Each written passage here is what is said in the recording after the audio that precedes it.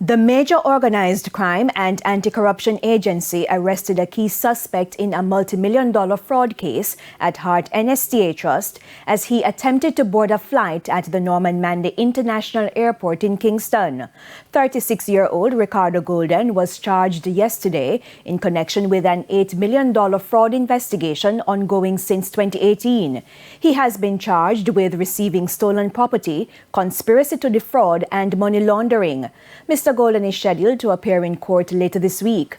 Director of Communications at MOCA, Major Basil Jarrett, says Mr. Golden is the fifth person to be charged in connection with the investigation. The others to date are Anna K. Finn Tyrrell and her husband Michael Tyrrell, former employees at the Heart NSTA Trust, as well as Tasha Buckner and Shamar Bell, all of whom are before the courts. The five are alleged to have been a part of a conspiracy to fraudulently move money from the Heart NSTA Trust to the accounts of people who were neither employees nor contract workers of the entity.